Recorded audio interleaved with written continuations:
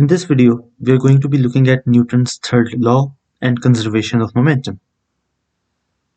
So let's get into it. So what is Newton's third law?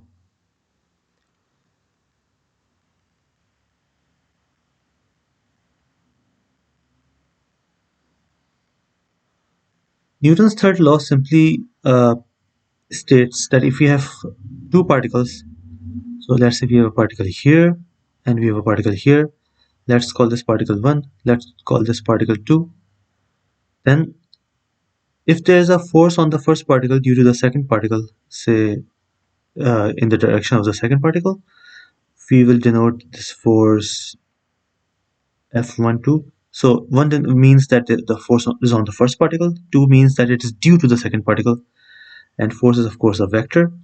Then Newton's second law just states that there will be an equal and opposite force on the second particle due to the first particle. So equal meaning that the magnitude of the forces is equal, and opposite meaning that the direction of the force is exactly in the opposite direction. Right? So this is Newton's third law. F12 equals to minus F21. So we can use Newton's third law to to derive a principle which is known as the principle of the conservation of momentum. And we do this by first considering the total forces on both particles. So if we look at the total force on particle 1, then let's just call it F1, right? So the total force on 1 is the force on 1 due to 2, which we showed here, plus all the other forces on 1 we can just call external forces on 1. So let's say there are other particles and which are somewhere in the vicinity of this two particle system, and those particles and those objects would also be imparting a force on 1, and we're just calling that external force. We can do the same thing for the second particle. So we can write the total force on 2, F2. Now there would be a force due to the first particle, and again there would be a contribution from external objects. Let's call this equation 1, let's call this equation 2.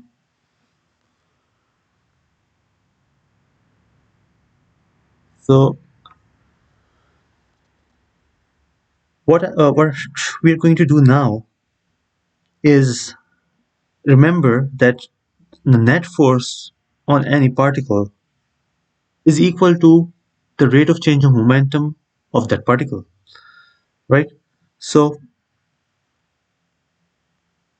F1 is actually equal to P1 dot, the rate of change of momentum with respect to time. And this is of course F12 plus F1 external. So this is again our equation 1. We've just written it in terms of the rate of change of momentum. We can do the same thing for the second particle, right? So we get P2 dot, but I don't want to write F21 because I can do something else, right? I can go back, I can see that Newton's third law tells me that F12 equals to minus F21.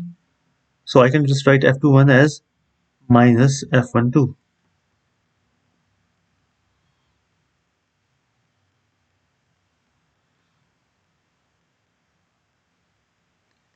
So this is the rewritten second equation. Now, what I'm going to do is I'm going to define a total momentum.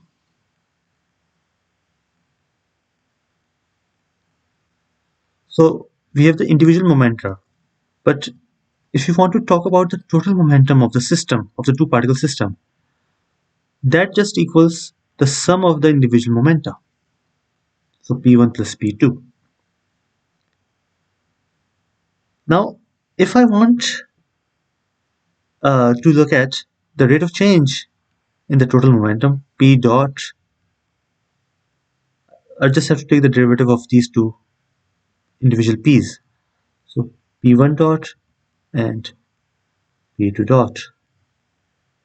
And we have P1 dot here in equation 1. We have P2 dot here in equation 2. So let me just plug those in. We have F12 plus F1 external minus F12 plus F2 external, right? So F12 minus F12 just cancels. And what we are left with is the sum of the external forces. So let me just call that the net external force, F external. So we get this. So what we can, looking at this equation, do is assert that if there is no external force, in the absence of external forces, the rate of change of the total momentum with respect to time is zero, which means that the total momentum is a constant.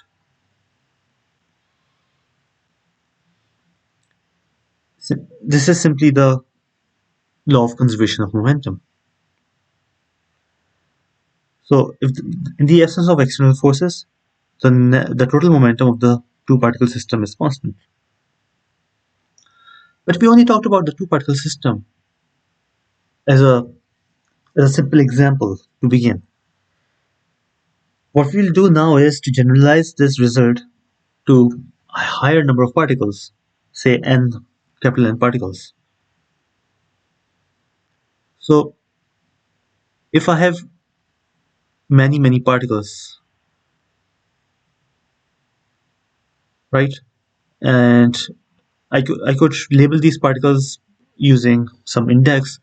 Let me just call these particles beta, and I'll call this particular one alpha. So alpha just denotes the particle on which we're considering the total force. Beta we are considering as the index for the particles which are imparting their force. So both alpha and beta go from 1 to n. So let's say we have a system of n particles. So alpha denotes the particle on which the force is being applied. So there will be a force being applied like this, or rather I'm showing the force in the opposite direction. It can be in either direction.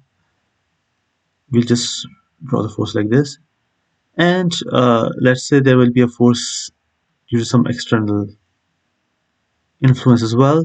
We call it the external force on alpha. Then what we can do is we can write the net force on alpha.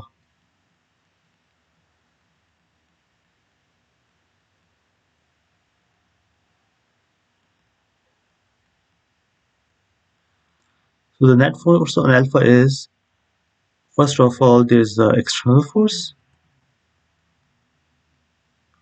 Secondly, there's the force on alpha due to beta. And remember that the beta is just an index. It goes from 1 all the way up to n. So we have a summation over beta.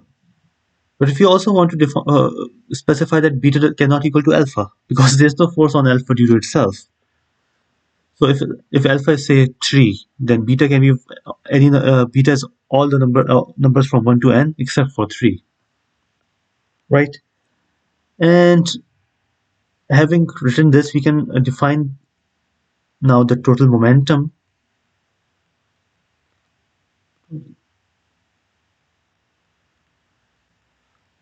capital P, and as before we define it as the sum of the individual momenta, and we're using the index alpha.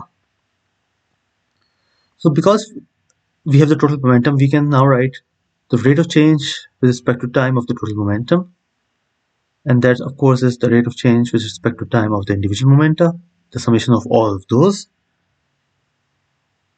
And remember, from the net force, we can write the net force as the rate of change of momentum. So this is just p dot alpha, and from here we can just plug in this expression inside the summation.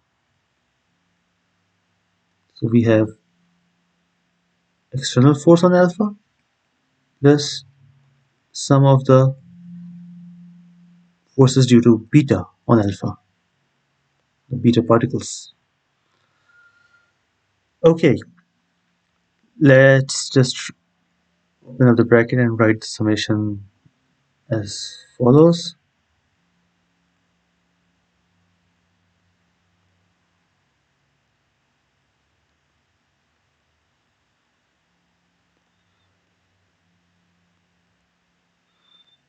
Okay, so this is the rate of change with respect to time of the total momentum which we have obtained.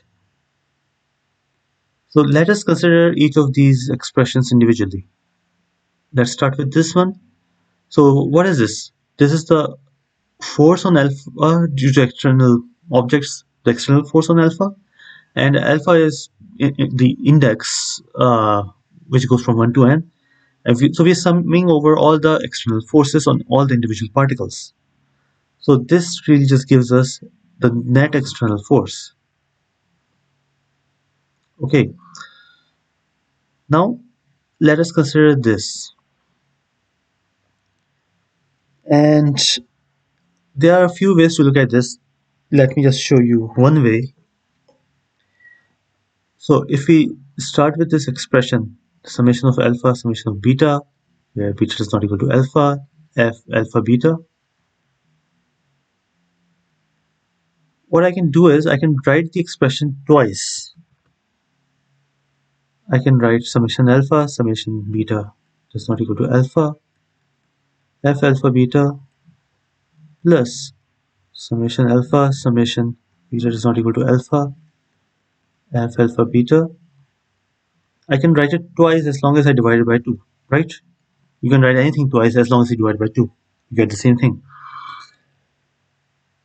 Now, what we can further note is that alpha and beta are just indices. So I can use I, J, A, B, I can use whatever I want to denote these indices. Alpha and beta are not really meaningful objects. Rather, they are just indices that I can use as I wish. So with that in mind, I'm just gonna use, instead of alpha, I'm gonna use beta, and instead of beta, I'm gonna use alpha. So I just switch those around, and there will be a switching around here as well. And yeah, there you go. So what's happening here? Here we have the force. Okay. So we have the force on beta due to alpha, and you have the summation over alpha and summation over beta. And having done this, let me just do one thing more. Let me just say that since we are summing over 1 to n for both beta and alpha, and we are just specifying this condition that alpha cannot be beta. I can specify this condition in this summation or in this summation. That's completely up to me. So what I'm going to do is I'm going to specify that condition for beta in the beta summation, and of course that's completely arbitrary because the summation would be exactly the same in terms of the numbers. So this force remains the same, and the reason I did that is because now the summation is the same in both terms. So let me just take that as common. And what do I get inside the summation? I get f alpha beta plus f beta alpha.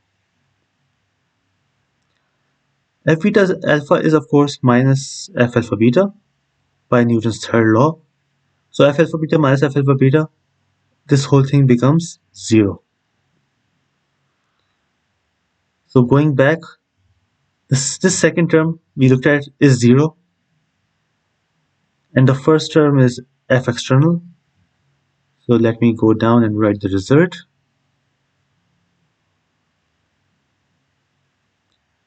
So the rate of change in the total momentum equals to the net external force. And as before, we can assert that if the net external force is 0, the rate of change in the momentum with respect to time is 0, which means that the total momentum is a constant.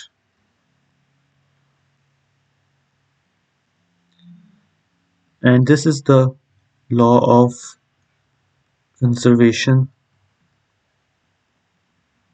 of momentum.